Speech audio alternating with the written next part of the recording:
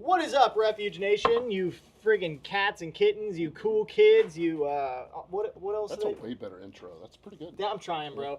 It's your friendly neighborhood Bob here at the Refuge HQ doing the Refuge Report. Today we have our special guest, beloved brother and friend, Dr. That's Dr.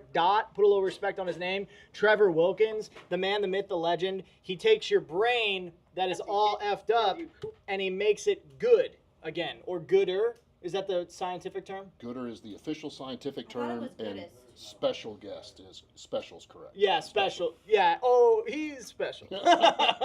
Classic. No, so we're here today doing the show. We're going to do our normal Refuge Report, and then we're also going to add in some feel-good stories from Dr. Trev here, talking about the current state of the world, where we're at right now. What do we got to be doing to get prepared? What should we be keeping our eyes on? But first things first, shout out to Refuge Medical, the best dang first aid kit company in the freaking universe. Take that, every other first aid kit company. We already beat you. We already won. So, W scoreboard. No, Refuge is a phenomenal company. Obviously, they host the show. We do this here, and they've got all the gear that you need to survive all of this crazy stuff that we're going to talk about during the Refuge Report. So thank you guys for tuning in. Shout out to everybody in the chat. Don't forget we have free shipping. Don't forget we got free shipping right now. Yeah, free shipping. Do I have to have a code for that? You don't have to have a code for that. It's just automatic. It just does it. It just does it, right? Grab and a first aid kit. Bucket bundle shipping deals too. That's a great point. So we got the bucket bundle shipping deals right now, guys. We're just trying to make it a little bit more affordable for you, because we know that Joe Biden's, Kamala Harris, whoever's doing the things in there, we don't really know who's in charge. But the inflation be high, yo. The rent is high. Josh Butler's in the chat. He said that dude is huge. That dude is huge. He's Sorry. I'm a normal. It's an optical illusion. Closer to the camera. I'm a normal sized human being. I'm actually in shape. It just happens to be that Dr. Trevor Wilkins is very much more in shape. Damn you. I'm just out. We're gonna push. I'm just out could you angling sit you. back 2 feet for me so that we could look the same? I'm out angling you to the camera. No. So what's up, Alan? What's up, Carl? Spitfire. We got Josh Butler's in the chat. Josh Butler's a good dude. Raincat Studio. Striker Cade is here. Matt Bear. Rhonda Miller, the one, the only. Un poco de todo con shalom. I don't know. Something shalom, so that's cool. Brett Spencer's here. Local Prepper's here. We got so many cool people in the chat. Guys, remember, share the show. Share the freaking show. We made it to South Africa. We made it to South Africa. We did it. Take that. I'm sure we're in Canada right now. We're all over the place. I mean, we got our first aid kits on, I think, 4 continents now, so no big deal. With all of the armed forces electively. A few continents to go. Yeah, we got a few continents to go, but, I mean, Africa's rough, so I don't think they want us. We got Bear Independent in the house. Bear Independent is in the house, the Oso Independiente himself. So here's what actually happened. Bear is at my office doing therapy. That's good. And I'm here doing Bear stuff. That's awesome. Which works out since we kind of have the same mentality and we just tell people to get their poop in a group. Yeah, he's just going to be like, hey, stop crying. Yeah. So it works out. They're hearing the same things from him that they'd hear from me. And you guys are going to hear the same stuff from him that you'll hear from me. So right. We actually traded places. That's why I'm here. Yeah, could you imagine sitting down? You're like laying on the couch and you're like, I'm just really stressed right now. He's like, have you tried putting beans in buckets? Read the word. Read the word. Do what it says. That's true, classic. But yeah. Yeah. Shalom, Brother Bob and Refuge family. Shalom, Ghost. Robert M is here. Ballistic Integrity is here. Jennifer Robertson's here. That's a good sister. All right. Shalom, Pastor TJ. No, this is Trevor. This is, or maybe he's saying that to Bear. Well, you guys get it. Yeah. Two great beards. Two great beards. 3 great beards. I trimmed it. But it's still, it's got greatness, It's got the capability of it. I think it's a lot of beard. When I run into people, I'm a very introverted person. Yeah. Despite this is easier to do. Being in my office is kind of my craft, but as an introverted person, normally I won't talk to people in the grocery store. But if you have a great beard, yeah, I will say hey, I'll get out of the aisle, because 2 beards aren't going to fit in this space. I will at least. It's too much beard for one spot. It's a man compliment. Yeah. It's a safe man compliment. It is a safe man compliment. Oh my gosh, I saw this hilarious video where it was saying you have to, you want to make a new gym bro buddy. like a random guy, you gotta say something a little gay to him, like, "Hey man, your biceps are looking good." And It's he's true. Like, "Thank you. Did we just become best friends?" And then that's how it starts. Or you That's can how do what get- Heath and I do, and No. just a little bit too Just much. no. Too much Too sauce. far. Too much sauce. We put a little. I can Between see you it. and Jody, I'm. Hey, we just love each other, okay? Hey, what's going on around here? Inquiring minds want to know. Hey, Aaron C22, we're going to do the Refuge Report. That's where we go over what's the haps of this current week, everything that's been going on, and we kind of discuss it, break it down. How does it apply to you? What can you do to be more prepared to make sure that bad stuff doesn't happen to you? And, you know, it's a little sip rep, right? So we're going to dive in here. We want to give a big shout out to the Taliban. They're celebrating 3 years since the Afghanistan withdrawal. They got a ton of free military equipment, and you might be like, they're probably being pretty low-key about it, right? They should do a parade. Yeah. Did you know what? Parade. That's what they did. They did a freaking parade. They got in all of our military gear, in our MRAPs, in our Humvees, in our Bearcats, and they held a legitimate parade.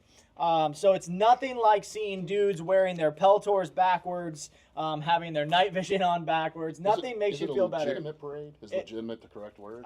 Is it a legitimate parade? I don't know. Is it a legitimate election? I don't know.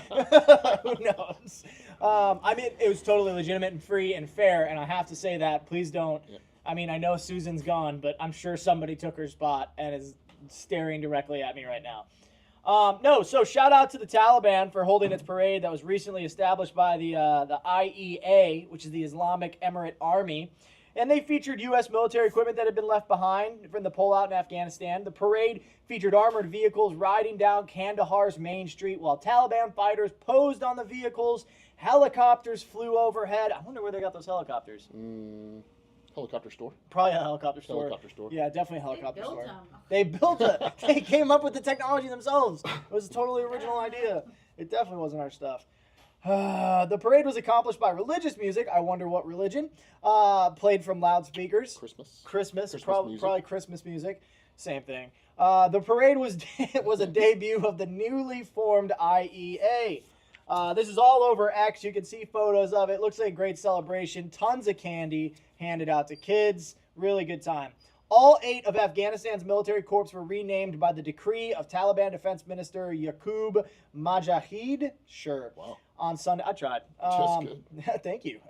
I read some Hebrew sometimes, and there's a little bit of crossover.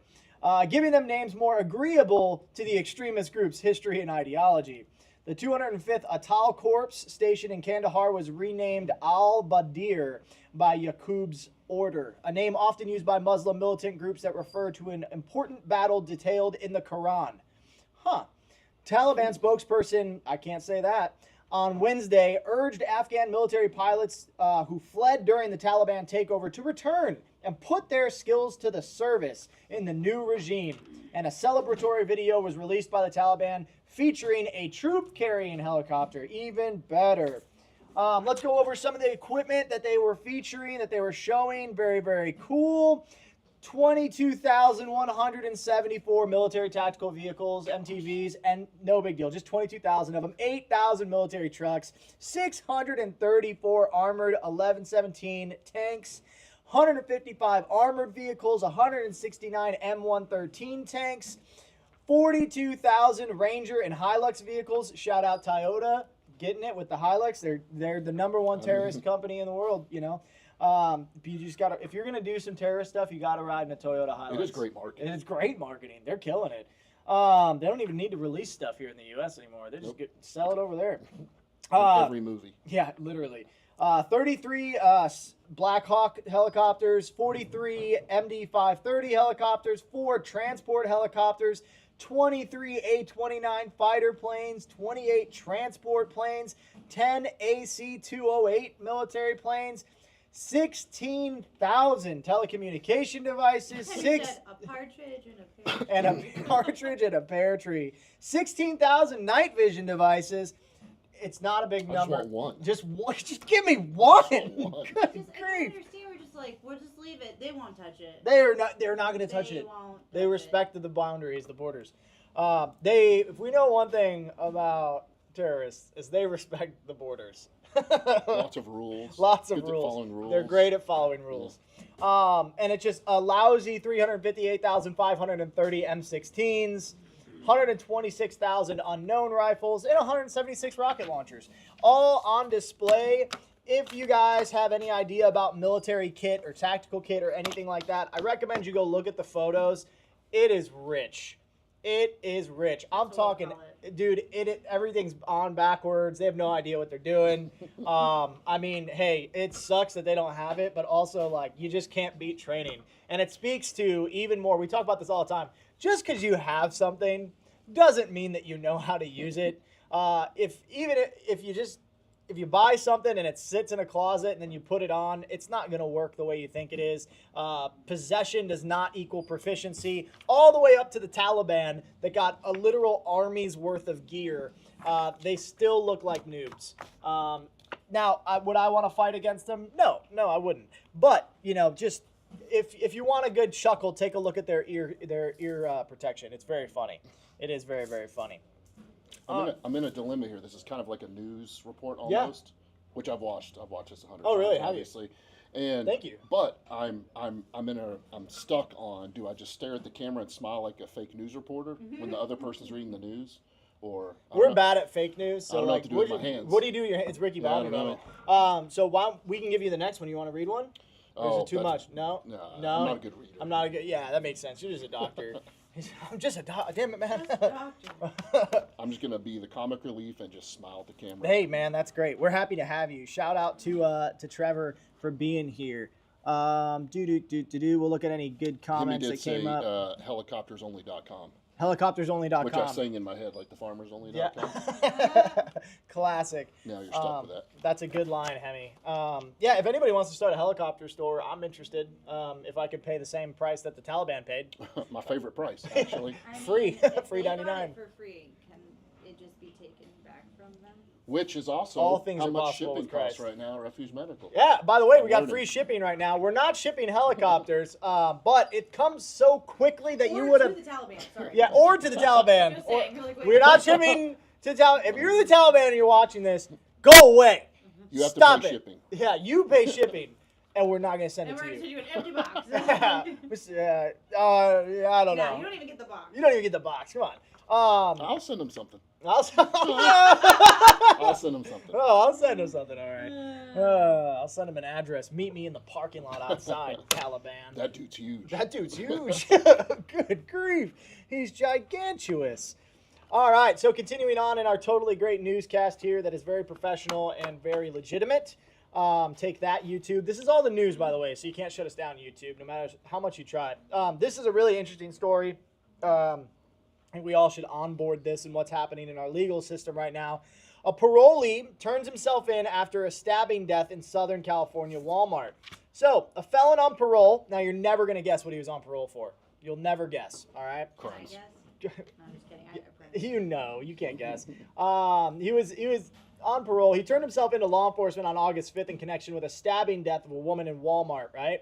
Lonnie Hinton, 29, of Wildemar, about 8 miles away from the crime scene, was arrested and booked into the Croy Bird Detention Center on Monday. Hinton remained in the Riverside County Jail Wednesday, according to inmate records, and is charged with a felony first-degree murder and felony violation of state parole. The Monday morning stabbing of a Walmart employee, Jessica Morales, 65, who was pronounced dead at the scene inside the store, appeared to be a random attack. And it was a random attack. It's on camera. It's just, we've seen a few of those. People just have demons, man. This appears to be a random event. There was no interaction between the suspect and the victim prior to the assault.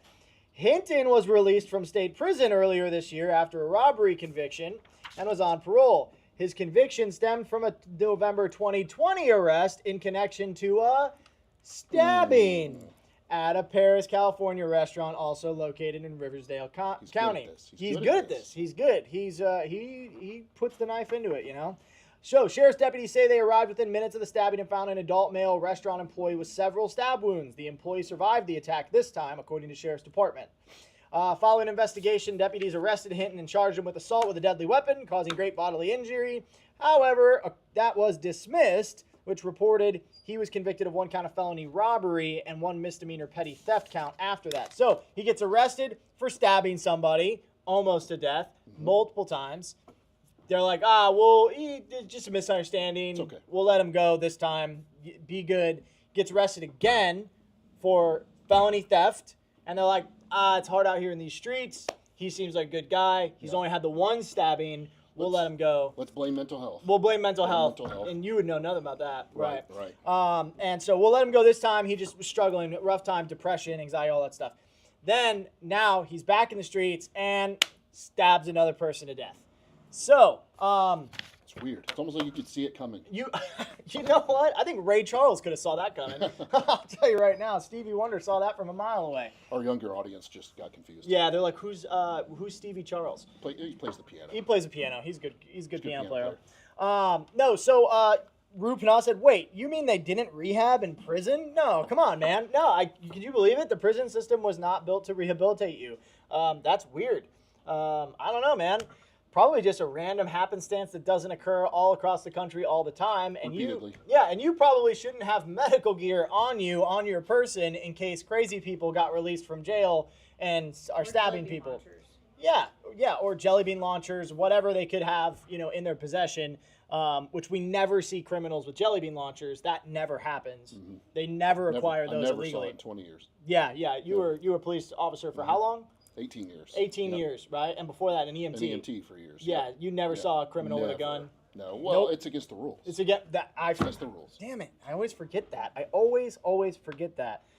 So, food for thought, guys. While you're out there in these mean streets of the U.S. right now, as we continue to see a decay of our judicial system and accountability, as we try to nerf society, what we're doing is we're allowing crime to be further propagated. And so you are always your first line of defense. Your situational awareness, your self-defense tactics, your ability to render aid in a medical emergency is huge, right? So take it seriously. You have to take it seriously. Butler's in the chat. Is that big fella staying for dinner?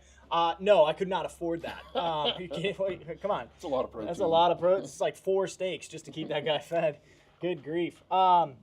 So, guys, be aware of that. Continuing on in our local news. I did eat hard-boiled eggs in your parking lot. Yeah, so. Hey, thanks so much. You would. Look, that's the guy that eats hard-boiled eggs in a parking lot when it's 175 degrees outside. Yeah, it is. He's just sweating, just gotta eating get your hard. macros You gotta get the Gotta get 'em in. macros. Oh, that's hilarious. All right, so fatal weekend shootings jolt across a Denver area suburb. 4 men were fatally shot and a woman was hospitalized with gunshot wounds during a spate of weekend violence in a Denver suburb of Commerce City. A person of interest in one of these cases was later found dead of a self-inflicted gunshot. Okay, so they went and took the coward's way out. Also in Denver area over the weekend, a person was fatally shot and 3 others were injured during 2 separate altercations in the city of Aurora. In Denver itself, 1 person was killed, 6 people were injured in a string of weekend shootings and stabbings.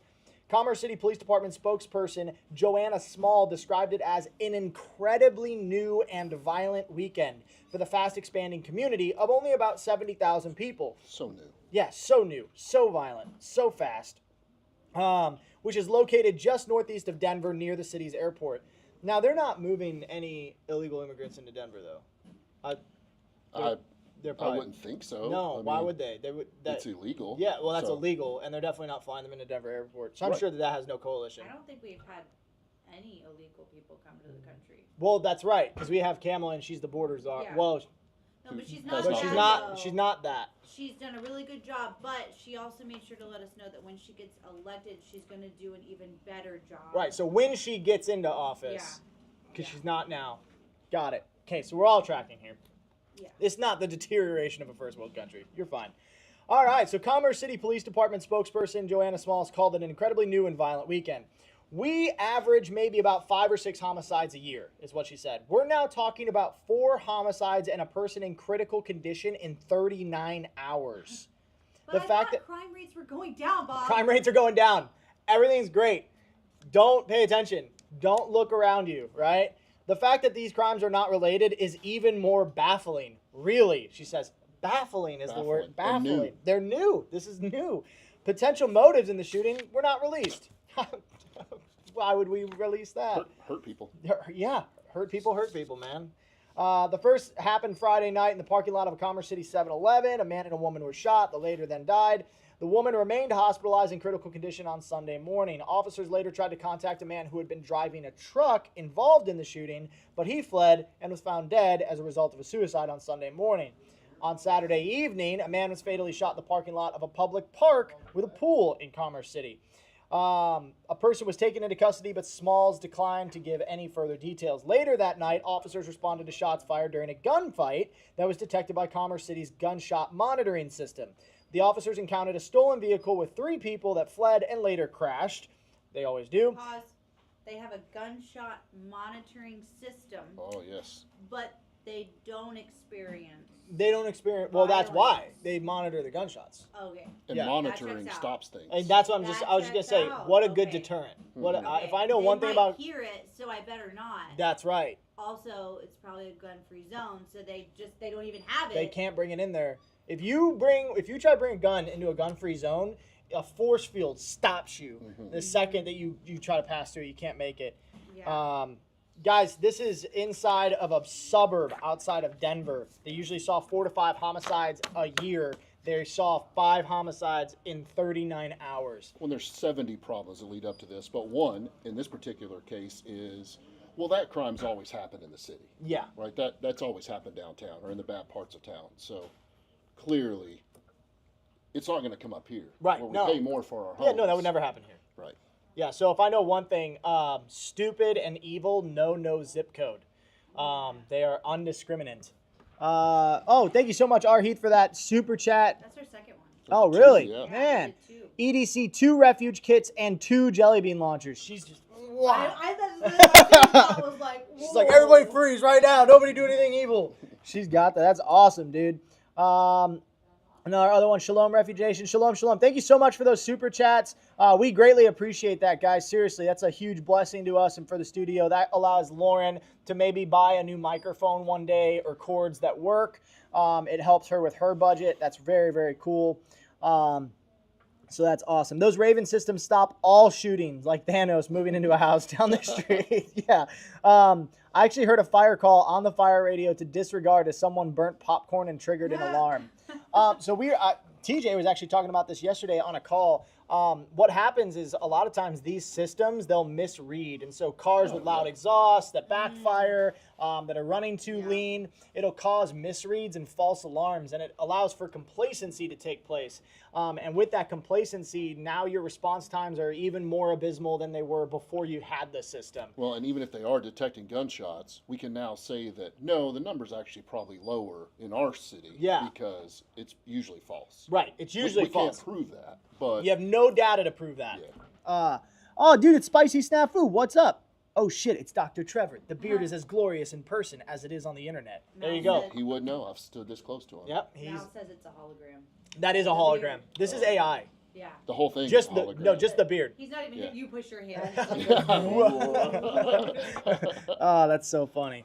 I gotta figure out that special effect. Yeah, that would I be got to cool. get. Speaking of special effects, though, I've noticed, because I can't watch these every time, with the busy office, that she is putting like pictures and stuff on the corner. Yeah, now. she's doing. She you had might one up actually take earlier. this one off. Yeah. This is something I gotta get better at. Is like when the story's done, I'm like, oh yeah, there's a picture still on the screen. Yeah, you'll It's have like that. super professional. Yeah, she's doing great. She's killing the game. Just a reminder, guys. We started the Refuge live a few years ago in front of some yellow cases with a banner and an Yeah. iPhone. And some buttons. And now, I mean, look at where we are now, you know. And we had the buttons, right? We had the applause button and everything. So we're growing. We're growing. So share the stream out so that way people can get good information that's relevant to them. It's a big, big deal. I'm not going to do this one. Which one was it so I cannot do the photo? That's the baggage. Hmm. You want to do that one? She got deaded. Okay, all right. Who deaded her? All right, so we got a dead woman who's been found entangled in baggage machinery at the Chicago airport. How? No one knows. Who deaded her? Where is the security cam footage? In an airport. It caught her walking into the non-public baggage area, and then she was found several hours later, deaded. Oops. On the thing. Who deaded her? Who has been? Who hath deaded her? First they were saying she deaded herself. I That's- don't know. I don't think that doesn't make sense. Which apparently means it's also okay to just walk around for hours in a non-public area of the airport. Yeah, and she's just good to Seems go. safe. So we know that you can make it approximately 5 hours walking around a non-public area in an airport. Well, we don't know if she was walking. Oh, yeah, that's true. She was in it, though. She was there. She was there. Nobody was all, like, where the security team wasn't monitoring anything. They didn't catch that there was some rando walking into a, like, restricted, I mean, was it restricted? We don't even know. It wasn't public. We like to By say default. that we're confessing, but we won't. Good grief. I'm allergic to bullshit. Sorry. All right, so firefighters found a dead woman entangled in machinery Thursday in a non-public baggage processing area at O'Hare International Airport in Chicago. O'Hare International Airport is one of the 4 largest airports in the country. It has got a crazy security screening process. It has its own police force. It is gigantuous, right? So Larry Langford, a spokesperson for the Chicago Fire Department, said firefighters were called to the airport around 7:45 a.m. for a report of a person pinned in machinery used to move baggage. He said they discovered the woman entangled in a conveyor belt system in a baggage room. Not a womb. Police said she was 57 years old but have not released her name. The baggage room wasn't publicly accessible, Langford said, and it's not clear how she found her way into it. It is publicly accessible. It's definitely accessible. I would give it 100% probability. The Department of Labor said in an official statement that it's not clear how she found her way into it, right? Occupational Health and Safety Administration, OSHA, visited the scene and learned the woman was not an airport employee. That'll fix it. Thank God OSHA's there. Firefighters turned the scene over to police investigators, and Langford had no more details. The Chicago Police Department's communications officer said in an email to the Associated Press that the woman was found unresponsive and pronounced dead on the scene. Detectives have now opened up an investigation. Oh, I wonder why. Maybe because something weird was happening. So, guys, when you're traveling right now, don't find yourself wandering into strange locations that you shouldn't be. Stay inside of the public eye, especially inside of big transport areas like this. These are known centers for crime, whether it be trafficking or smuggling or abduction or even violent crime. I mean, obviously, something foul happened here. Women don't usually just end up in baggage conveyor belts. That's super sus. If you're unlocked. Like, no. Yeah, right. Good grief. And so just like be escalators. be attentive, be really attentive. And this goes back to, guys, you got to have situational awareness right now. The world is only getting more and more crazy. Deanna Andrews is in the chat. She said she recently found us and she has our first order en route. Awesome, dude. Well, I'm super pumped about that, Deanna. That is super cool to hear. First of many. First of many. How did you hear about us? Let us know. Yeah, how did you hear about us? What happened? Did like a bird fly into your window and was like, "Buy Refuge kits, they're the best," and you were like, "Thanks, random bird," and then it flew away? Or did you see us on the internet, which is the less likely of the two? The bird one was mine. Yeah, the bird. Yeah, well, yeah. I figured you probably were. The pigeon, I've been working really hard with the pigeon. Yeah, it's hard to train them, but we're doing it. Where most of my media budget goes. Yeah, it's just pigeons. Yeah. And the pigeon food, obviously. And cleanup. Yeah, it's good grief. I wonder if pigeons are good protein. I don't know. I don't want to find out, really. Are pigeons clean? I'm not looking at that. I don't know. Probably I don't not. know. They might be though, because doves are. I'm probably not going to attempt it anyway. Yeah, I wouldn't eat They are sky rats. Yeah, I wouldn't eat a sky rat. That would be gross. They used to be pets though. They're kind of demonized. If you read the stories about pigeons, it's kind of sad. Are they even real, or are they all CIA spying devices now? Well, now. But not used to be. Classic. All right, we got one more local story, and then we're gonna go. National and international. Are we gonna do the? Yeah, we'll do. If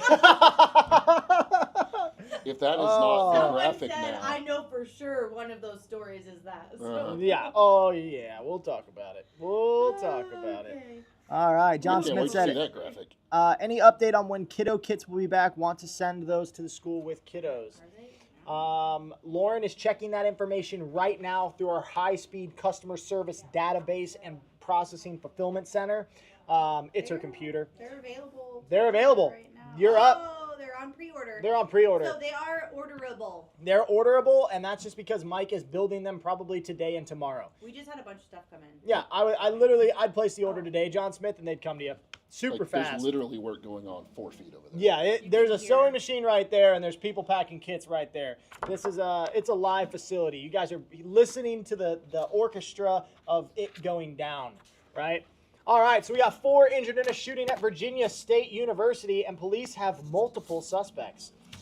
Shooting injured 4 people at Virginia State early Wednesday morning.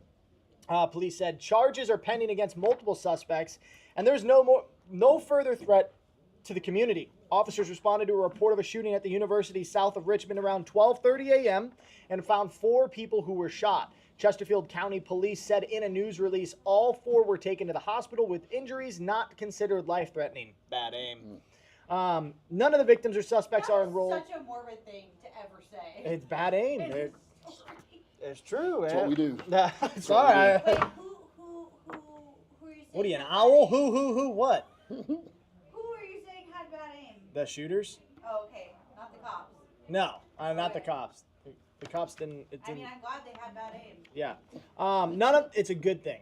None of the victims or suspects are enrolled for the fall semester, according to spokesperson Gwen Williams. Classes start next week, but freshmen and student leaders are already on campus this week.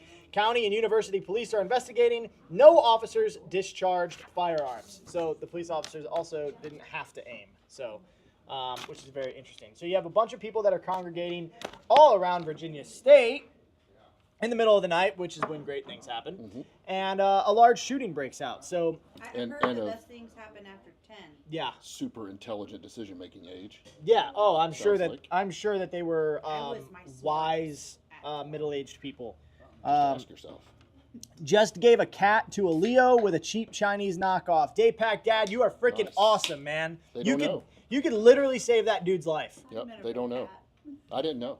I never carried one. Right. Well, never. How could you know? If you don't know, you don't know. Nope. Yeah, and that's the thing is sometimes you just don't have the information, and that's real. Why does that smell like rubber? Somebody said no giveaways today. Asking for a friend. Nope, not today. Maybe next time. Maybe not next time. We'll see. That's why you gotta tune in. You never know when I'm gonna just give away something crazy. So that'll be a thing. I don't fly. They separated me from jelly beans and knives. I'll drive or take a boat. Smart move. Yep. Smart move, Ben Valley. Yeah. I just teleport. Yeah.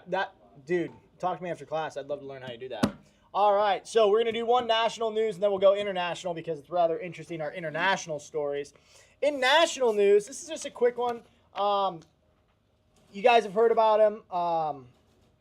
Obviously, we have a new vice presidential candidate. He's a really good guy. Walz, right? Some people are asking questions about his service career. You guys don't need to ask any questions about his service career. They're completely legitimate. They're totally fine. There's been no stolen valor at all. I think his challenge coin's even. His challenge coin? Should not in any way challenge. Should not look at his congressional challenge coin that he passed out to multiple people with the wrong rank on it. Or ask him about his combat deployments that he doesn't have, or did he say that he had them? I'm not on any politician's side, but that's bad. Yeah. So Tim Walz sparks vets' fury after using a U.S. Army Special Forces crest, a unit he never served in. So he's going super deep here in the stolen valor realm, and this is somebody who's trying to run for the second highest office in the land, underneath the commander-in-chief who is in charge of our military. And so I would urge all of us right now in this current time to do further research into any of it. Into old Timmy. Yeah, He's an interesting dude. Gosh dang, I personally am not a big fan as to what he did in Minnesota in 2020, which was a super safe time to be around. In Minnesota, he had his state police going door to door and pepperballing civilians that tried to leave their homes. Didn't he have the snitch line? Did you already say that? He also had the snitch line. Shout out to Timmy for the snitch line. Just 1984 stuff. People were reporting in their neighbors like they did in the Holocaust or inside of Nazi Germany with World War II. Just ask yourself the question, is that the type of guy you want at the top of the ship? Me personally, probably not. Not that you asked. But gosh dang, what an interesting character. To have that many incidences of stolen valor, rather concerning. Rather concerning. And I mean, dude, come on. You just can't lie about that many things. Like, especially on that stage. Yeah. Like, you don't think you're going to get sniffed out? Dano in the lines that said he was a Spec Ops SEAL Ranger Marsoc. Yeah, I think that's what it was. His yeah, that was probably his SOM or MOS or you know what I'm talking. You guys get it. It's okay. So yeah. We shouldn't just believe social media when making decisions. Unless it's politics. TikTok. I mean, TikTok's always Oh, accurate. that's a good point. Why Yeah. not? I get all my news sources from there. I do too. That's how I learned all my dance moves. Yeah. Oh gosh, I just hope it gets bad enough he resigns from office so I don't have to deal with him. Yeah, maybe. Maybe I would definitely talk to people about that and bring up the fact that he's been caught literally lying about his service record. You know, it's a really easy thing to ask about because the information is so very prevalent. Timmy, in my best South Park voice. Somebody my asked if I was the gosh. giveaway. Yeah, we will. We don't have a what? box big enough. That is but- not free shipping. That's not I'll free tell shipping you. on that one. And you do have to feed him 4 steaks a day. So, all right. So we're gonna go international now. We'll start with everything that's happening in the United Kingdom, the UK, our old home base. You know, shout out 1776. You were a good year, solid year. So some convictions have been made solely making solely making social media posts under a 40-year-old law, but most have been for violent crime and disorder. That's how this news story is spinning it. Obviously, we know that the UK right now is using militarized police units to go door to door to arrest people who have been speaking out against the narrative or speaking in ways that the government deems unfit on social media. In the aftermath of a violent UK riot, authorities have been charging individuals for crimes both online and offline, ranging from violent disorder to incitement of racial hatred. After Elon Musk publicly clashed with UK Prime Minister on social media platform X, the policing of social media quickly became a global focus for the UK riots, along with cases of people sent to prison over social media posts. Prison. While some of the swiftly melted out convictions have been solely based on social media posts, the majority of the arrests, charges, and convictions have been for violent crime and disorder. What's their definition of violence, right? That really, words mean something. And if you guys are paying attention right now to mainstream leftist narratives, their goal is to change definitions of words. So violence is a very specific word, right? But if all of a sudden violence is something like offensive, see, violent and offending is not the same thing, right? Because you can be a violent offender, but I can also verbally offend you, right? And that's not necessarily violent, right? Violent is a physical action against someone. So pay attention to words like violence right now. What do you got, Lauren? The way that they're spinning things, I read something today about the Harris campaign. The way they're putting up ads, they're taking like news story titles, but they're framing it to sound a certain way. Yep. To make it look like all these people are in agreement with them. Because you can do that now. Yeah, you can twist it. You can just twist the it, narrative. And then people read it who don't have, critical thinking, and they're like, oh my gosh, I believe that because I saw it. I'll tell you one that becomes overly used and is completely inappropriately stated in the policing world. If you watch any social media, though, people love to post 40% of law enforcement officers admitted to domestic violence within their family. They're all domestic abusers. That's not correct. That comes from an early 80s study that used information in the early 2000s to redo part of the study with them. If you look at the early 80s or early 90s study, the definition, because it did come out with 40% of police have admitted to domestic abuse within their family. What was domestic abuse? The Describe that. definition of domestic abuse included yelling at your partner. Yeah. So 40% have admitted to yelling at their partner. Of the world. Yeah. If you've ever yelled at your spouse, congratulations, you're a And they domestic love abuser. repeating that one over and over again. And if anybody would take 5 minutes to look at the study, That's included in the terrible. definition of domestic violence was, have you ever raised your voice at your partner or spouse? Never. I would never raise my voice. Right. I'd never be frustrated ever. Yeah. I've never been mad. This is a A day in my ridiculous life. narrative. Look into it. So folks. we bring this story up with the UK because the definition changing is rapidly happening, and we also need to understand that we're only a few years behind the UK and Canada in majority of our social Australia's actions. joining it too. Australia is joining it as well, right? So we have the Western countries, as we consider them, these bold pioneers and innovative countries that have allowed for, social progress and growth and development and all these things. So much social progress. Yeah, I right. think. And what's the definition of social progress now, too? Social progress used to be something completely different. It used to be something we sought out after, How do we allow women to work less and men to have better fulfilling jobs? But now it's spun on its head, Now it's whether you offended me or not. Yeah, now it's do you accept that I'm a cat? And I don't. Sorry. Yeah, it's just I not, do not It's accept just that not. you're a cat. It's just not possible.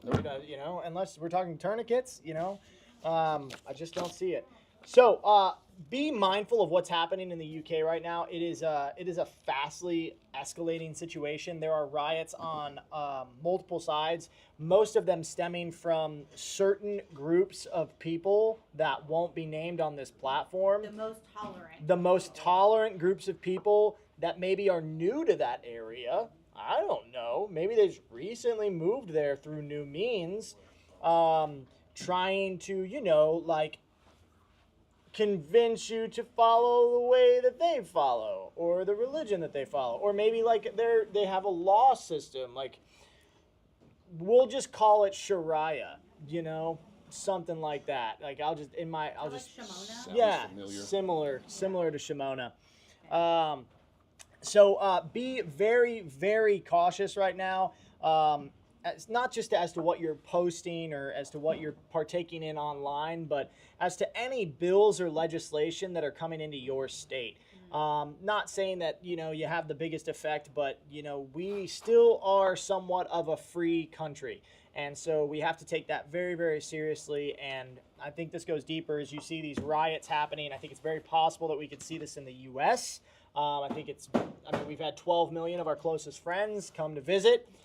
They came in through the southern door. And so with that, I think it's very important to have your gear on you right now. Be training actively with your family, not just yourself. Yes, be able to put a tourniquet on yourself, know how to wound pack, but do your kids understand how to stop a massive bleed, how to see, put on a chest seal? Do they understand code words if somebody bad is around them and you need to pull them in close to you or need to move, right?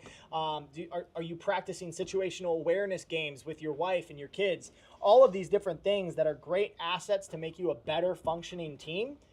Really be diving into that right now, because as we see more violence in the U.S., more civil unrest, potential, maybe virus situations that could cause lockdowns and protests as they've seen in the past. Be aware and be ready right now. We should be at a high ready, high alert as a country. No, not afraid. What? I ain't scared of no ghost. Yeah, prepared, not scared. We ain't scared of no ghost. It's very, very important right now that we're operating from positions of strength, Refuge Nation, not from positions of fear or weakness or any weirdness. No, we're operating from positions of strength so that we can serve our fellow man in love, right? There's two great commands: love the Lord thy God and love thy neighbor as thyself. And on that hangs the entirety of the Torah and the prophets. And so we must be loving our neighbor as ourselves. And part of that is are you capable of even doing that, right? Mm-hmm. That's a big, big thing. So pay attention, guys. Pay attention. Somebody said, watch The Fall of Minneapolis. Yes, you should. It's very interesting. I haven't seen that. The documentary? It's like a mini. Super interesting. Look at what Minneapolis is like right now. Minneapolis is very similar to what's happening in the UK. I keep transitioning to the next story picture on accident. Okay. I've seen it twice now. Send it. Go. All right. Set, go. So, Africa CDC declares a public health emergency over the monkeypox virus. Ooh, ah, ah. All right. Nobody saw it coming. This is a surprise. I don't know. I thought we were done. I thought we weren't going to have any more of this stuff. Yeah. So, I'm sure that they didn't make all those vaccines for no reason. All right. So, Africa's... This one, it's not China this time. It's Africa this time. So yeah. This one's going to start in Africa. Most people can't point the difference out on a map. Yeah, they don't know they don't know what a map is. So Africa's top public health body declared a public emergency on Tuesday over an outbreak of monkeypox that has spread into multiple countries, according to its director general. The head of the Africa Centers for Disease Control, the CDC, Jean Cassia, told a virtual press briefing, we declared today that the public health emergency of continental security to mobilize our institutions, our collective will, and our resources to act swiftly and decisively. You just said nothing. Casilla said in the briefing that the continent needs more than 10 million doses of the vaccine, but only about 200,000 are available. He promised that Africa CDC would work to quickly increase the supply to the continent for monkeypox, which is also known as Mpox. We have a clear plan to secure more than 10 million doses. Africa, starting with 3 million doses in 2024. Now, here's a question. I just got a question. Just random. Guys, if it's a new thing, where would you get 3 million or 10 million doses? That's the thing. It's not new. They had a lot. They've had this virus is not new. What? No, it's not new. No. It's been around for years. What? It's been in the United States before. What? I read it on the news, so it's got to be real. I'm just saying. How is this possible? I don't know, but now they're saying there's a stronger strand of it. Strong. Oh, so it's been working out. It's been pulling a Dr. Trevor. I guess. It's been hitting the Oh gym. my God. Sorry about original strand, new variant. OG monkeypox, new variant. This is serious. Shut it down. The health body said that more than 15,000 monkeypox cases and 461 deaths were reported on the continent this year so far, representing a 160% increase from the same period last year. A total of 18 countries have now reported cases. Ooh. Monkeypox has been endemic in parts of Africa for decades, after it's first detected in humans in the DRC in 1970. So, all the way back to 1970. Today, I commit to you that African citizens will lead this fight with every resource at our disposal, he told the virtual press briefing. We'll work with our government, international partners, and local communities to ensure that every African from the bustling cities to the remote area is protected. Officials have warned that a subtype of monkeypox virus called Clade 1 from DRC to some neighboring countries appears to be more severe in the disease form than the variant that triggered the worldwide outbreak in 2022 and 2023. Last week, the U.S. Centers for Disease Control and Prevention issued an alert about the variant, adding that Clade 1 generally leads to more severe infections than other subtypes called Clade 2. However, the risk of Clade 1 infection spreading in the United States is considered to be very low, the CDC added. The CDC said no cases of monkeypox have been reported outside Central and Eastern Africa at this time, including inside the United States. The 2022 and 2023 outbreak of had spread to both the United States and Europe, but the agency warned that because there is a risk of additional spread, CDC recommends clinicians and jurisdictions in the United States maintain a heightened index of suspicion for monkeypox in patients who have recently been to the DRC or to any country sharing a border with the DRC. The signs and symptoms that are consistent with monkeypox. Signs and symptoms of the infection can include a rash that may be located on the hands, feet, chest, mouth, face, or near the genitals, as well as chills, fever, fatigue, respiratory symptoms, headache, other aches, cough, sore throat, nasal congestion, the agency said. Earlier this week, the director for the UN's World Health Organization, a very good, upstanding organization that's very trustworthy, said he would convene an emergency meeting on Wednesday, today, to determine whether to make a declaration on whether monkeypox should be considered a public health emergency of international concern. Here? I'll be standing by. I'll be standing by. Standing by. Everybody check your phones. Is that? That's for the here? world. Oh. It's the whole one. All of The it. whole wide world. Not just our world. Not just one. Everybody's. Not 3-foot world. Yeah. The whole one. The bigger. Whatever shape you think it is. If so, it will advise me on the temporary recommendations on how to better prevent and reduce the spread of the disease and manage the global health response. So, we'll see what happens. I'm going to check my phone here afterwards. We'll see what's going on. If the WHO has declared... just based on the symptoms, it kind of sounds like every other virus. Yeah, Altruistic Taurus says it's almost as if there was a stockpile. Yeah, almost. That's weird. I'm sure it's not anything rebranded either. Remember that time? I'm sure. Remember that time that one guy that owns a lot of things, he shall not be named, was like, He opens a lot of gates. It's gonna happen again, but worse. And then like evilly laugh. Yeah. And stuff. Remember that? Yeah. That guy. He looks like he does estrogen daily. Yeah. And then his woman looks like she does testosterone. It was like a whole little going on thing. there, I'm you sure know? there's those freaks. Yeah. Weirdos. Anyways. All right. Somebody said that virus is huge. Classic. Mal said they don't test that stuff in Africa. Yeah, they don't. They've have never done that. In India or Africa, gone in and done that. Yeah, there's not leaked CIA and DIA documents about that. There has not been confirmed government white papers and studies of doing testing in Africa. Well, and even though it's far away, we wouldn't do it here. We would like, no. What's the word I'm looking for? Tuskegee? No,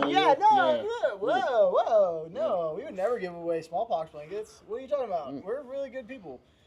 Yeah, so I'm sure everything's fine. Remember, guys, put your faith in the Lord, who can actually save, the one true God, the Elohim of the universe, the God of Abraham, Isaac, and Jacob. We're talking Yahweh, Yahuwah, Yahweh, however you say his name.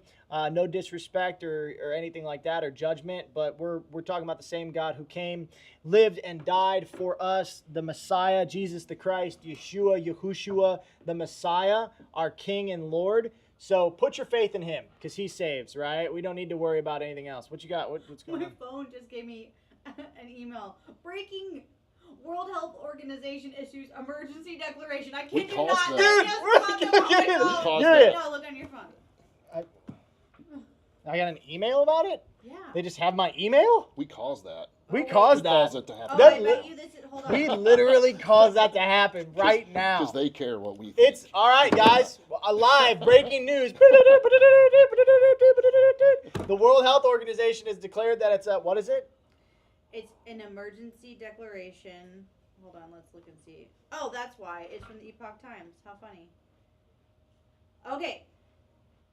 No, I don't want to subscribe. We can't look at it anyway. Hold on. I have it on here. We'll put it. Lauren's like, I think we have $6. We're live on the internet. How does it have so many comments on There's it? a scene in The Office about that. Altruistic Torah studies. Not surprised. Yeah, not surprised. Turn maps into puzzles. Okay, the Classic. World Health Organization on August 14th declared the outbreak of Mpox in Africa a public health emergency of international concern due to the increase in cases and deaths in recent months. Classic. Tedros Adhanom, Classic. the Director General of the United Nations, WHO announced the declaration in Geneva, accepting recommendation from WHO's Emergency Committee. You know, they did a really good job last time. They were great. Sure that we were all safe. They were good. They killed it. At least They killed something. I mean, Someone's. Medic Mouse said that they got it 14 minutes ago. And I think Medic Mouse is a cool person, not only because they're cool, not only because they give me cigars when he sees me, but because he's just cool. But what I'd like to point out is that we were live 14 minutes ago. Yeah, that's right. This is our fault. This is our fault. Because they definitely care what we think. Yeah, well, they've been watching the stream, the big they. It's capital T. They've been watching the stream. They're like, oh, they're on to us, the Refuge guys. Look how many likes and follows they have. Quick. We must. There's 78 people watching that. Mouse brings us homemade wine and mead. Ooh. Yeah, Hemi called me Bob Stradamus. You know what I do. Oh. Yeah, I'm actually not because I don't want to get hit by a rock. But you get what I'm saying here. Hippie voice. You spoke it into the universe, man. You manifested it, man. I'm taking claim for it. I'm sorry. Yeah, dude. I know there's probably you started this. like Remember in 3 months when the lockdown started and I text you, son of a bitch. like 150 other currently live bigger news channels right now. Yeah. It's probably They're going all on, but this is announcing it. our fault. This is our fault. This is We our did fault. this. They all have better pictures and links, and I'm over here like, I pushed this 3 times. Well, we can do it.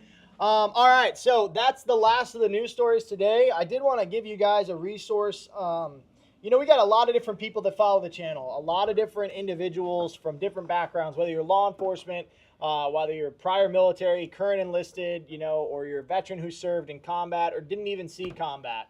Those who were in emergency response, firefighters, or people who have just experienced a bunch of crazy stuff, because life is nuts, man. Life You can. is nuts. Violence, traumatic incidences, car crashes, death, anything that you guys are struggling processing with. I really do recommend that you reach out to Trev here. The guy is actually a doctor, and as you can tell, he hangs out, and he's a real human being. And so I wanted him to be able to talk to you guys for a little bit about what he does and the resources that he provides to individuals. So what do you got, Trev? You summed it up really well. So what I like to say is that I am a licensed psychotherapist. which most people call therapist or counselor, as Right. opposed to some other, some more different clinical titles. But what I like to say I specialize in is things like complex PTSD, anger, which is one of my superpowers. I always like to say Yeah, dude. it is the angry Viking therapist, not the slightly upset, mostly frustrated therapist. I do come by, and honestly, I always like to point out that the things that I do and why I got into this was to learn not to be that guy anymore. Trying to figure that out, because I tried a couple therapists. It was terrible. I tried to do my own self-help with just books and steps and breathing, and it was terrible. So anger's my superpower. I'm really good at it. I'm much more in control of it these days. I'm not perfect, but those are the things that I like to treat. What I typically attract is a lot of public safety, military, type A individuals, and it's not that I advertise specifically for that or will only see that. I have plenty of people that aren't. In fact, at any given time, maybe only 50 or 60% of my clientele is public safety, military, titled. But I track that obviously because of my past. I spent 15 years in uniform law enforcement, 18 years in law enforcement, total 20 years with public safety as an EMT before that. So I've been, my career did not end well. It ended very negatively. What I know now is because of things like anger, feeling like my life was falling apart. Things we probably know now are something like PTSD or acute stress disorder, but they were manifesting as anger for me. Yeah. So my career did not end well. So I'm a very, as you guys are, I can say this part as a compliment, a very bullheaded and driven person. Yeah. People. That's why I like to hang out with. That's why we love you so much. I literally went to school to figure out what the heck was wrong with me, and it turned into a cool job and a decent title in the beginning of it. So I do work a lot online in a consulting type of manner. My office is actually in Central Kentucky, but I do work online and can talk to people that feel like maybe I'm the fit for them. I never want it to be an advertisement solely for me. If I'm not the guy, I'll be glad to find you somebody that is. Yeah. I just know that I reach to some groups. One of the things, and maybe this is where the American Psychological Association will kill our feed. Yeah. A vast majority, and very unpopular among counselors, but I absolutely feel this is true and can back this up. A vast majority of the mental health world now, and parents included, are teaching people that you're fine the way you are. You should not change in any way. And you're a person. You're a good person. We absolutely are going to respect you as a person. Right. But it doesn't mean you're just fine the way you are. No. They're teaching that you should have no adversity in your life. And that's just not real. That's just right? not. Now That's you're just so going to be wrong. upset about it. You should get rid of all things that cause you any adversity. And that everybody should believe what you believe. Yeah. I don't even think everybody in this chat believes everything that we've said today. Yep. I would say that a vast majority probably Right. do, just because of the people that we tend to attract and the people that are going to watch something like this and listen to what you have to say on a regular basis, or maybe listen to my social media stuff. But I don't think you have to believe anything that I say. Everything I say, I feel like I try to come to in a very rational manner. Well, that's the beauty of free will, right? Yeah, absolutely. Because otherwise, I'm trying to take my perspective of the world, which is condensed and it's compressed, and it's not as it doesn't have the longevity that you have because you're older than me. And now I'm trying to force it on you, which is going to take some sort of hypnosis or violence. Those are your options, really, or medication. Right. And rather than just accept, like, hey, you have the free will to believe what you believe. I believe that everybody could benefit from getting some help, right? Having somebody to talk to. If you're struggling with your wife, if you're struggling because of a past trauma, if you're struggling because your current job, right? If you're inside of public safety, if you're inside of fire and EMS. High propensity of seeing dead people, right? It happens. A lot of suicide. I see that all the time. A lot of suicides. People have no idea And how often that is. It sucks. It really, really sucks, because the reality is a lot of guys and gals are sitting there and they're just freaking drowning in it, and they feel so alone. They're like, I don't have anyone I can talk to. I don't have anybody I can process this with. I don't even know what to process. I don't even know what to unpack. I'm so pissed. Why did I see this dead kid? Why did this guy do this? Why did this happen? And like understanding that it's not wrong to ask those questions, and it's not wrong to process those emotions, which is one of the things I love about you. Is even like there's times where I'll call you, I'll be like, dude, what the and you're like, dude, just give it to me, just like, and you won't you won't allow me to sit in a pity party, which is good. It's healthy. Yeah. Because you're like, hey, dude, you're sitting in this pity party right now, but you need to understand you're having a positive effect this way, and this way, and here's how we can grow through this, and here's how we can push through this. You know, and I know you subscribe to the Frizella world, right? And he says that pain is weakness leaving the body. Right. And I think that the modern psychological world, as I've perceived it, because I've talked to a couple different counselors now, there's a lot of like soft pillow talk. There is, and that sucks. There is, and I'm not one to judge every individual therapist. I think everybody probably plays on their strengths of what they have or what they know, what they've been taught. I'm just frustrated with it. I, as a counselor, it's why I don't get invited to a lot of counseling conferences. I have to speak more to cops and people like us, right? And that's okay. There's plenty of people for those groups. There's not a lot for the groups that I work with. So, and I just kind of encompass that with kind of type A personalities as a whole, right? Again, not everybody in that either works with me online or in the office is public safety. Maybe of similar mindset, though, I would say. And there is something too, like you said, about sometimes Bob needs to call and get it off his chest and go, what the heck? Yeah. And sometimes we need to do more. Sometimes we process a little bit more. One of that is, I think there is something to that cathartic side of therapy. Sometimes you need to tell a third party, or at least somebody that maybe you consider wise or some kind of advisor, just tell them what you see, what you're going through, what you're dealing with. And a lot of times, we've had these conversations, I don't think you mind saying, like you said, and I've had conversations with other people that they just kind of tell me what's going on. We talk about one or two things, and they're like, yeah, I feel better, right? Yeah, There's thanks, some catharsis to talking out loud, making yourself hear it. We think out loud. You can have the same conversation with me that you had on the couch. Yeah. But you said it out loud. You said it to somebody that you consider an advisor, or somebody that whether you look up to them as a person, but at least maybe where they are in life, what they're doing, or what they say. Yeah.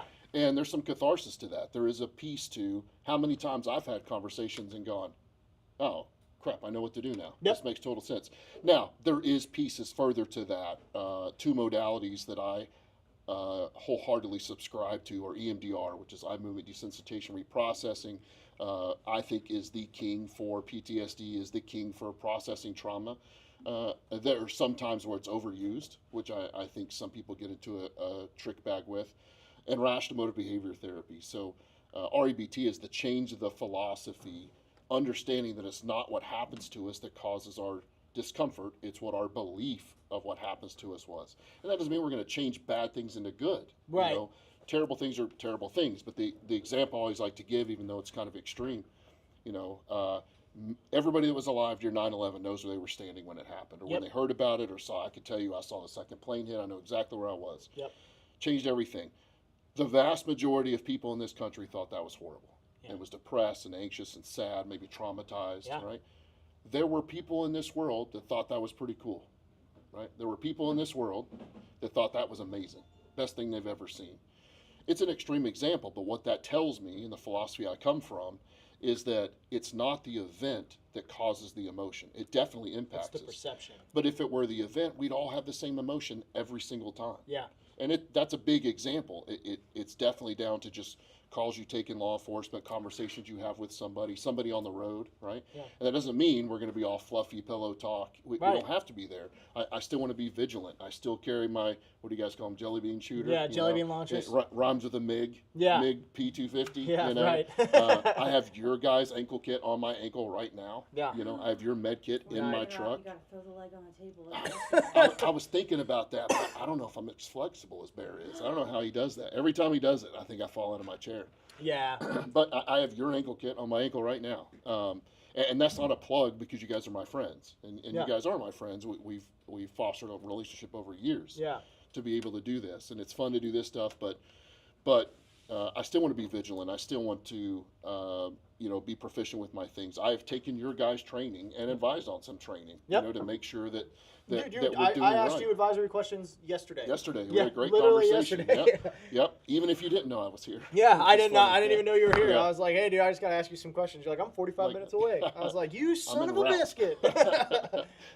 we were sneaky. Yeah, But- you were. But with that, it is our perception of what happened, not changing it to good, but our demands that are rational demands that jack up our perception, becomes that filter, and that filter does get changed by trauma. It does. Adult and childhood trauma absolutely affect you. That's one of my specialties that I had to gain, was adults with childhood trauma, because there is such a massive amount of issues caused by assaults, neglect, lack of love, Dude. all kinds of things that will rear its ugly head. I was just listening to a podcast with a captain, retired Navy SEAL captain, and he even admitted, as we all know, that guys like us, and especially military public safety, we tend to bottle it all up because we have to go to the next mission. And one of the questions they were asking, it wasn't a psychology interview, is where does that stuff go? They always wanted to ask a psychologist, where does that stuff go? I don't think it goes anywhere. No. The problem is, I don't even know that neurologically, there are places where we store that and might revisit it later. That's where EMDR has its beauty, but it doesn't go anywhere, because what really happens is not the trauma. What really happens is, I believe that our worst disorders now, anger, anxiety, depression, guilt, come from previous life events that left us feeling helpless, hopeless, or not good enough, and that's what gets re-triggered. It's not, yes, events get re-triggered by things, sight, sound, smells, beliefs, thoughts, locations. The real problem is when it made us feel helpless, hopeless, or not good enough. Now you're in a place where you can't survive. You can't deal with that on a regular basis. And that's where you start to have those emotions. That's where it gets triggered. Because if it were the event, we'd have no public safety members or military members, right? Right. Most civilians see 1.5 to 2 critical events in their life. Public safety, depending on the study that you read, and I think it's because it's dependent of where they are in the world, 400 to 800 critical events. So it can't be the event. That obviously is impactful. Yeah. But you and I could go to the same thing or the same call or the stuff that we do outside of here together and have 2 different viewpoints, 2 different ways that it 100%. affected us. Yeah. If it were the trauma, we'd all have the same deal. So Somebody asked a good question. They said, does PTSD ever go away? I would say that the legalistic term, the diagnostic term of PTSD, you can get to where your symptoms are low enough that you may not be diagnosed with it anymore. What I'm far more interested in the diagnosis itself is, and this makes me very unpopular in the counseling community, I think diagnosing is important if you do a good job, not just pick one. And it does give you a place to start. Maybe you're a specialist in an area, you know where to go. Maybe you diagnose somebody with something that you're not comfortable treating and you need to find somebody else. So it is important. I want to give that caveat. But once we diagnose you with something, now what? Yeah. What does it matter, right? I know that some people will identify with groups that might be doing the same thing. That's good. Let's say you get diagnosed with dysthymia, long-time, lifelong depression, right? Maybe you find a group that's dealt with that before and they have good suggestions. So I don't want to knock it as a whole. The problem is, if you have PTSD, now what? Now what are we going to do with it? I'm far more interested in what symptoms you're dealing with, how it's affecting your life, which to me is the real symptom of PTSD anyway. There's 5, I won't go through them, but there's 5 major diagnostic criteria for PTSD. The first of which, though, I will mention is a catastrophic event, whether it be loss of life, severe physical injury, sexual assault, not some things that people will claim are a critical event. And everybody's event is event. I don't want to take anybody's trauma away from them. Right. The stuff you deal with is the stuff you deal with. But I think that adds to that question of, does PTSD ever go away? I would absolutely argue that you could be far more functioning. Yeah. Maybe the symptoms go away. Maybe the title can go away. I think that you will probably fight those battles for the rest of your life. I'm interested in, let's get you properly functioning around them. There are absolutely, I don't mind saying this a lot, there are absolutely nights where I need to sit down and have a bourbon and think some really crappy things that have happened in my life, right? Things I've seen, things I've dealt with. Maybe I was watching a movie the other day. It's kind of a war movie. I've never been to war, but the sights and the sounds really reminded me of an event that I was involved in. And it didn't ruin me. It didn't take me down. I didn't scream at my kids. I just needed a moment to just sit on the couch and just be, So I think you'll always still have some reminders. You'll always still have some symptoms. But what if we get your symptoms so low that it's not doing that to you every day? It's no longer becoming the anger monster. Again, anger is my superpower, I always like to say. I had to learn to control it. That's the best you can do. I don't think people should be weak. I don't think people should be lame or tame. I think you should be strong. You should be able to control it, though. And Yeah. that, to me, is the definition of not just a real man, because that leans on the side of what a real man wants to be. Right. You know, what we may think a real man is. That's everybody, too, women included. Right. I want you to be strong. I don't want you to be weak. I don't want you stuck in victim. And there are plenty of people that come to my office that feel like they have a diagnosis of something, which is legitimate. I'm, again, not knocking diagnostic medicine. It's important. It gives us a place to go. I want to be very scientifically based, not, oh, I pull from 30 different modalities and just Right. do whatever I think my client needs. Where are we going? This is a scientific issue. There's a mental health problem. There's a brain problem to this. If that doesn't give a direct answer, because I don't know that there is one, I think you can reduce the symptoms far enough where you no longer suffer from it. Does the diagnostic criteria get low enough you may not have it anymore? Sure. You know, there's probably different arguments for that. Will you deal with it forever? Yeah, absolutely, in Right. some way. 100%. It's rare these days, but there are times where I go by, or again, watching this, it wasn't even something I'm involved in. It was, I believe, a World War II movie about tanks. Yeah. I've never been around tanks. I've never been around that, but I've been around those sights and sounds. And the movie was extremely realistic to what it looks like when somebody gets shot. And one of them made me go, "Oh, I've seen that. Oh, I've seen that. That was exactly what it looked like." Yeah. Right. So it just took me a few minutes to kind of, I was just jacked up a little bit. Yeah. You know, but I control those symptoms now. Yeah. So 'Cause I you have don't those think you're tools. stuck with it. Yeah, I don't think you're stuck with it. Okay. I think the symptoms can go down. Does insurance cover working with you? If you're in my office in Lexington, it does. Okay. In Kentucky, I don't mind saying that, even though Yeah. we're pretty OPSEC people. Yeah. But that you can find my office there. If you're in Kentucky, it does. If you're online, it's a consulting thing, so we can't use insurance for that. That's Okay. a very that's not my choice. I would Right, more no, than for be sure. happy to do that, but your legislators have deemed it otherwise. Yeah, somebody else in the chat says that EMDR definitely works. I was extremely skeptical when I first saw it. I looked it up on YouTube and saw some weird lady waving her hand in front of people and thought, nope, not doing that. I saw it work for somebody that I knew personally who had been struggling for 15 years. So I decided to get trained in it. I found a colonel, retired colonel, who has unfortunately passed away in the last couple of years. In my opinion, probably the best trauma therapist there ever was. Really? But I thought an Army colonel that served, enlisted in Vietnam first, and then came back as an officer and made it to colonel, that's a guy I could probably talk to. Yeah, So, dude, that's a gangster. yeah, if he says it works, I'm willing to look at it. And I learned from his direction. And it absolutely changed my life, too. I wasn't at the time suffering from a critical event or series of critical events. At that time in my life, I was extremely angry. I was angry at my agency for not helping like they said they would. I was angry at lots of things. My family, coworkers, civilians. I hated everybody. Yeah. And it didn't take the anger away, but in a very short time, what I noticed because of EMDR, which I still had to work with later through things like rational therapy, what EMDR is, it just took me from violently angry every time I saw this particular thing to, man, that sucks. Yeah. I'm upset. But now, because I'm upset, I can make some rational decisions about what I'm going to do about it now, instead of F all of you. Right. I don't care what happens to you. Yeah, so if somebody is not located in Kentucky, do you kind of have like a network of different people that you work with that you can always Yeah. refer to? Absolutely. Yeah. If I'm not the fit, or you need somebody locally, or, and online, it's, again, I'm careful with this because of licensing laws. It's more of a consultation than it is therapy if we're talking outside of my state. So absolutely will be helpful for people, but, there are some things we have to be careful about. However, yes, there are a network of people that I trust.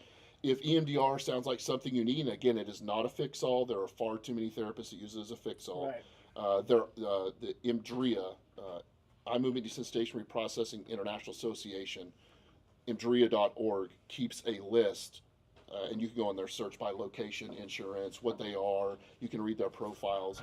If somebody is in an area that I might not know somebody, that's the first place I send them to. I can't endorse those people. I don't know them. I do know they've at least passed a level of competency to be on there, Okay. though. So they're at least minded towards processing people's traumas. Yeah. So Somebody said PTSD becomes manageable. So, yeah, that's what I do every day is manage mine. yeah. Every day I manage mine. And I still screw up, like everybody else. But it is manageable. People experience and process differently. I believe that we must learn to realize that the event was something we saw, not who we are. Yeah, it's a great statement. It goes back to that helpless, hopeless, and not good enough, right?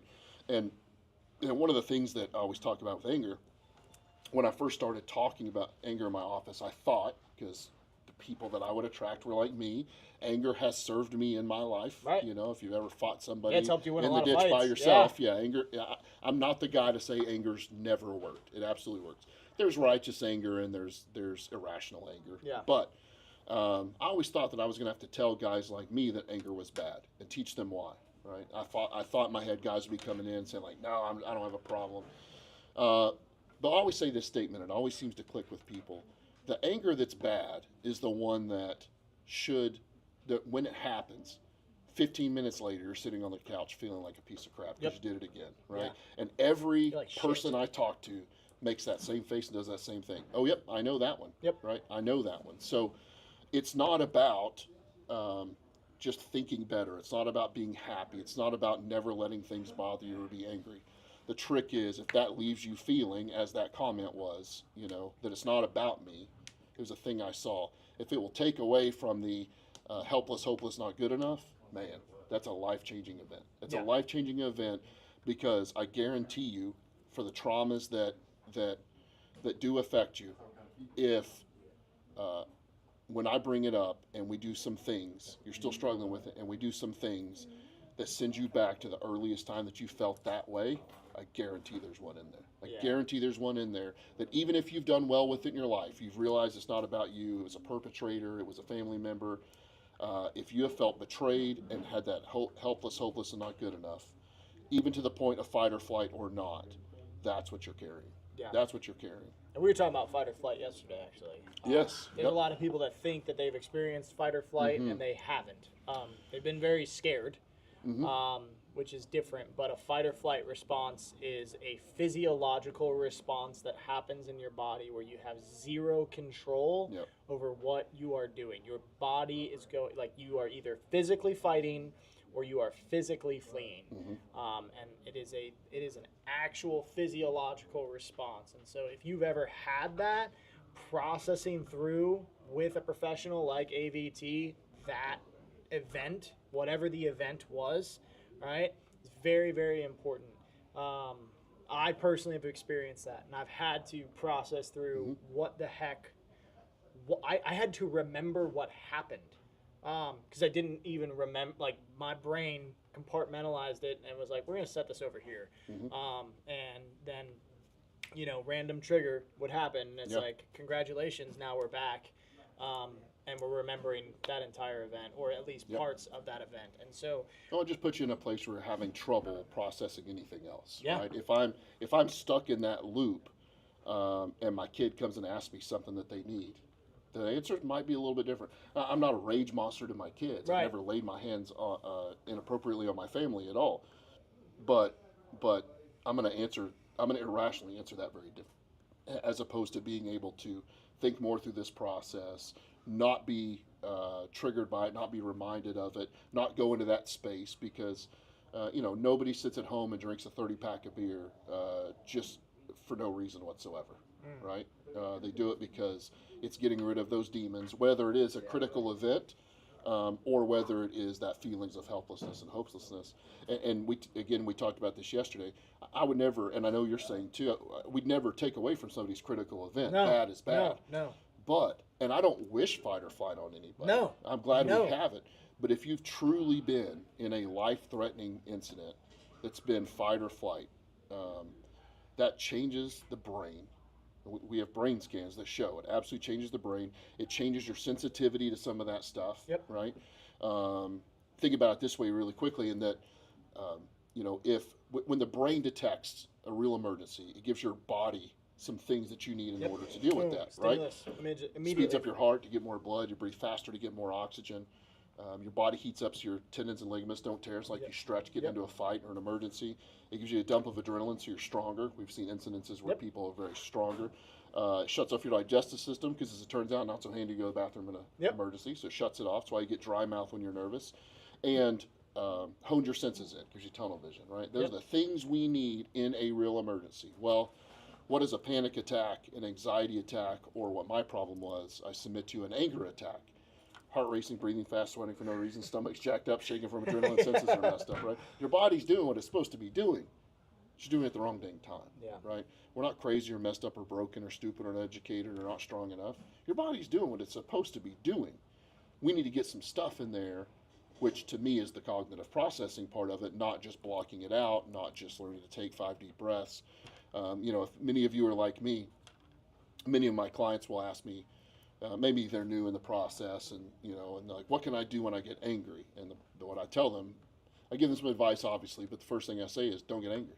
Because once you're there, you're already in trouble, right? If I'm in the kitchen slamming cabinets because I'm mad, and my wife tells me to take 5 deep breaths, I'm going in the hallway, slam a door, probably twice, probably hard enough to knock a doorbell off the wall. I know, I've seen me do it, right? I'm not proud of that, but I've seen me do it. 5 deep breaths is not going to work for me. If it works for somebody that's listening, that's great. Maybe you're not quite as far into that system during that moment as you thought you were, but absolutely, it's a life-changing thing. And yes, to go back to an original question, you can reduce those symptoms. It's going to take some work. And I should say, too, I was thinking about, in my office is the True Therapy, where I'm a licensed therapist, where I can be therapy. I said that the online is consulting. It is that. I think a massive amount of people get something out of that. We're not talking that we're just going to have this conversation. Right. I absolutely can give you some things and skills that you need in order to deal with that. I do that in a very similar manner that the creator of EMDR wrote books in order to teach you how to deal with this, right? So I don't want people to think that I just tell you what's going on and then shove you off onto somebody else. I'm very confident that hundreds, if not thousands, of people I've been able to help in the office and online, just because they've told me. Not because I think I'm the best, but. I think one of the reasons that I thought it'd be so beneficial to have Trev on today is that, we talk a lot about rendering aid inside of a medical emergency, right? Whether it be yourself or somebody else, or, a car accident, you're a family member, something at the house, whatever could be happening. And we love to give you guys the tools to render aid successfully, right? So all the proper gear, all the proper kit, all the proper training. But something a lot of organizations don't talk about is the aftermath of that. If you have a loss of life, even if you're just going through the traumatic event, you successfully render aid, still afterwards, there's a lot of trauma that has happened, right? You went into this extreme physiological reaction to handle the situation how you handled it, and I would be remiss if I didn't tell you guys that you're going to have to seek some sort of discussion, of consultation, even some therapy after an event. We've described it a lot here as you have this beautiful car, right? So you have a beautiful Porsche, right?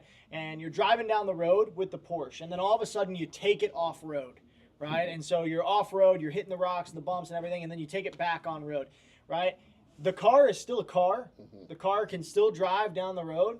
But there's going to be some stuff that messes up, right? And it might not be right now, right? You might have it at 15 miles down the road, 100 miles down the road, 2 years down the road, right?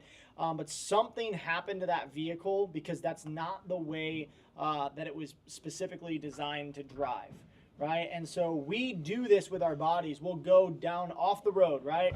We'll suffer some sort of trauma, or we'll do something crazy. We'll render aid. We'll be in a car accident. We'll see something crazy happen. And then we just go right back on the road and we're just driving. Like everything's fine the next day. We can't do that. You would take your Porsche to the shop the same exact way. You have to take yourself to the shop, right? And that's why AVT is such an awesome resource. One, he's a brother. He believes in the Christ and he understands that truth. And we've talked a lot about that. And he also understands that there's no such thing as a perfect dude. Yeah. And he's not. He doesn't expect that out of himself, and he's definitely not going to expect that out of you. But what he does expect is growth and progress in the way that you can handle it. Yeah. He's not gonna put his progress and goals on you, and he's not gonna put yours on him, right? And so he gives you a realistic way to start handling these situations, right? And so whatever you've gone through, or if you've rendered aid, or if you render aid in the future, if you use this physical gear, remember you got all this mental gear up here too. This is a whole bunch of kit. I would argue this is the coolest piece of kit you can have. This left side and right side of the brain and how it works together. It's unbelievable. It really is. And so if you use that gear, make sure you reach out to somebody like Trevor. I mean, I recommend Trevor because he works for me. He might not work for you at all. You know, you might be somebody that's like, I can't resonate with that bearded knucklehead at all. And that's great. You know, find somebody that resonates with you, that helps you. But I know I personally have gotten a lot out of working alongside him. I have good friends that have gotten a lot out of working alongside him. And so whatever you're doing in your life right now, and in these current trying times, right, remember there's still immense amounts of good in this world. And you, when you were created, he said it is good. And so don't forsake that. Goodness be bestowed upon you. And have faith and just take care of the system that you got, guys. If you want to learn more about Trev, about his system, we got it going across the screen right now, www.avt.help.